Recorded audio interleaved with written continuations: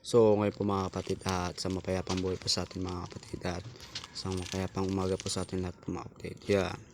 Ito po ang aking gamit po mga kapatid. Yan. Hindi po yan nakakarga ng mga dasal na rin po yung mga kapatid at nilalagay ko lang po yung mga kapatid.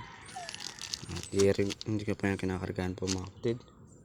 At mga nagdadasal lang po ako sa Diyos po mga kapatid. Ito hindi lang to po mga kapatid. Kaya wala itong buhay rin to mga kapatid. Pero may pagkakaanti ko na rin po yung mga kapatid. Mas mainam rin kasi pagkakarga na rin ng mga dasal na rin po yung mga kapatid. Kasi medyo ano na rin to. May green. May pagkakati ko na rin po mga kapatid. Ito rin po pala mga aking kandila rin po mga kapatid. Yan. Sa Bulacan pa po ito mga binili ko mga kapatid. Yan aking kandila po mga kapatid. Ito. Kandilang itim rin po mga kapatid. Oh. Sa laban sa mga kahoy po mga kapatid. Yan. Yan. Pangtira po yung mga kapatid eh. Yan. Kasi maraming loko-loko rin sa kasamaan rin sa trabaho rin natin. Yan.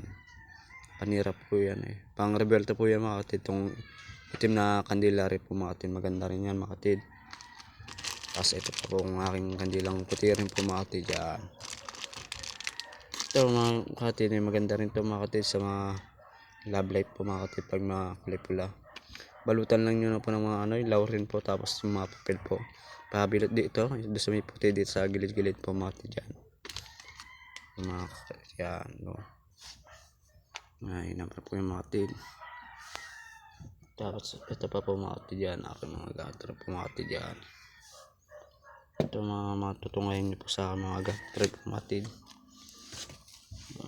Sambahin. Ito yung pisong sagrato mga kapatid, maganda rin po yan, maganda. Ngayon na po rin po sa negosyo rin po mga kapatid yan. Ito.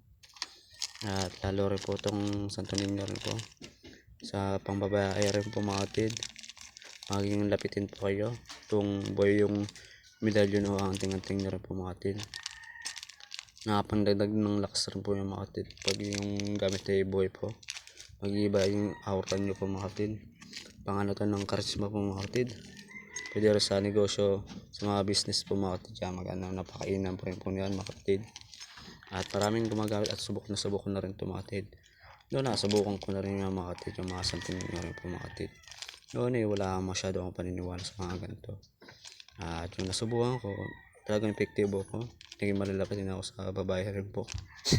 Yung iba naman naging babaero rin po ako. Yan lang problema. Kaya iwasan na rin natin maging babaero po mga kapatid. Maging tapat tayo sa kapartner po mga kapatid. Yan.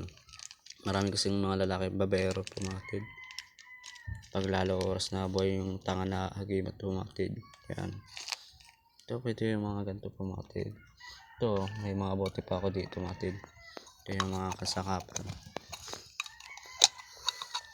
Ito yan mga kapatid yan.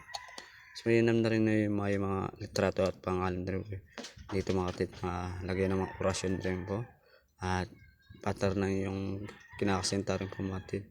Dito ilagay nyo para maging mahigpit yung pagmamahalan rin sa isa't isa po mga kapatid.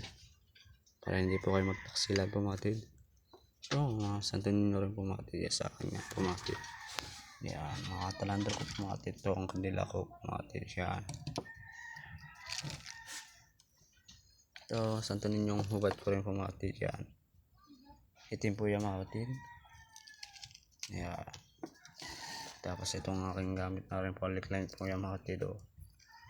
Galing pa po yan sa Bundok Manaw po mga kapatid. Nanggaling na rin po ito sa Thailand rin po. Yan, Thailand rin po. Pinaggalingan po niyan.